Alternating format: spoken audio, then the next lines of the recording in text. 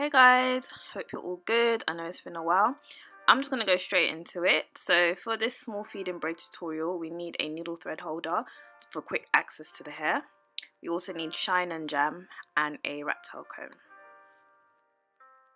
Okay, so what I'm doing here is I'm just parting a small section of hair at the back, and that's because I like my small feed-in braids to be quite full. I don't like it when it's applied all the way to the back as well, because sometimes it can pull at the back of the hair, which can lead to breakage. So I literally just sectioned a small part, and now I am going to start my braid. So I'm going to braid very small sections of hair. I go in with my shine and jam and my rat tail comb. I take a fairly generous amount, and then I'm going to start applying it to the roots of the section that we parted and the other part as well.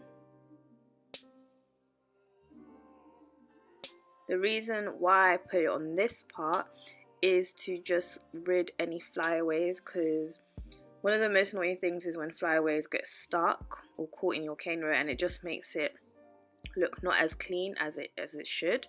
I also comb some of the shine and jam through the hair because it just enables a more sleek and shiny braid. So my client, who's also my little sister, requested some leave out for baby hairs, so that's why I've left out that part. So I'm gonna just start. I begin by just doing a normal braid, normal cornrow.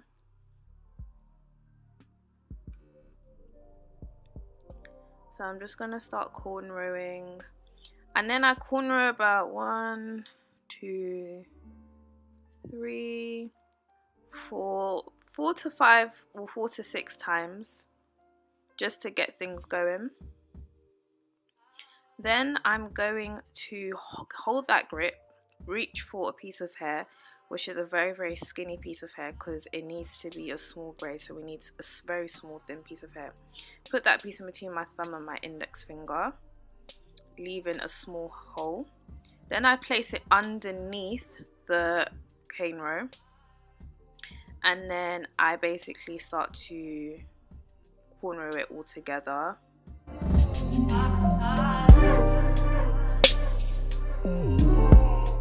I think this is one of those styles that you get mainly by practicing and watching. I can explain, but it's a pretty straightforward technique. But watching it, I think, will make you grasp the concept a lot better. So I'm just gonna continue to do this in real time so that you can kind of follow the motion of my fingers, understand where the hair's being placed, understand how I'm grabbing and the grip and everything.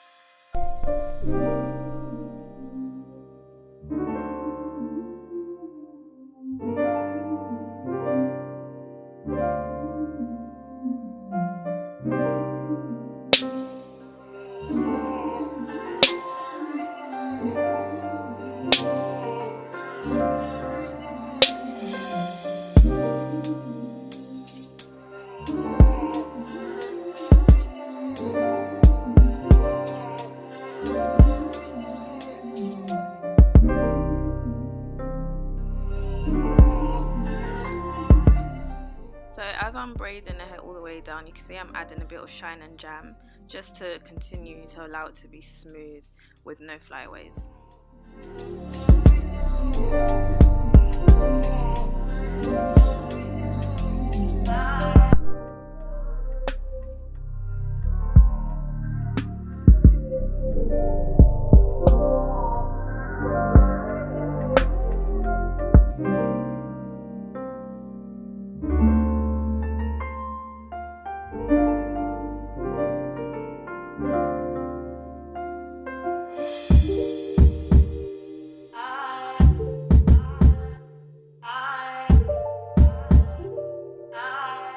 So I'm doing the same thing again.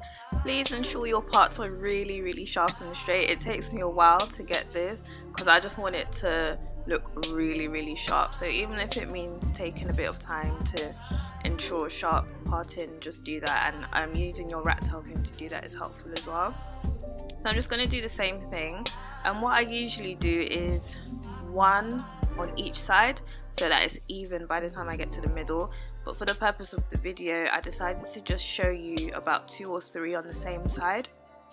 Then I switched to the other side and did 3 so that it was just even. Then I kept working my way towards the middle till there was one left.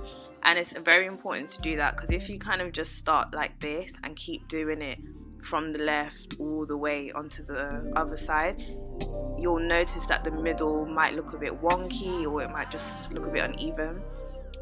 That's just me. Some people might be able to do it the same direction the whole way, but I prefer to keep switching sides.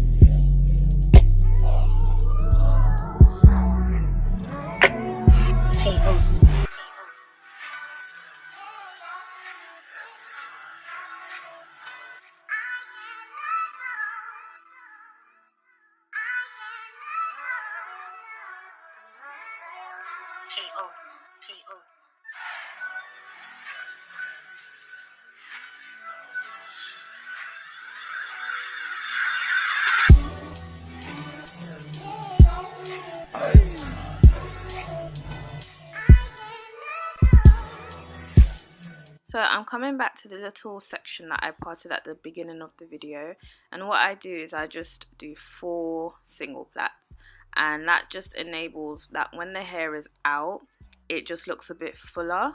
I mean, you don't have to do this, but I just prefer a fuller look when the hair is left down, or if you put it in a ponytail, it just makes the ponytail a lot fuller.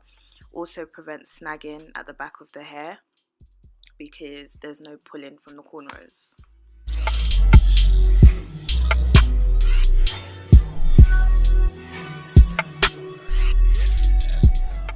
So just a quick reminder about what I explained before. I'm now moved to the other side of the head so that by the time we get to the middle, the lines look straight and it just looks more uniform.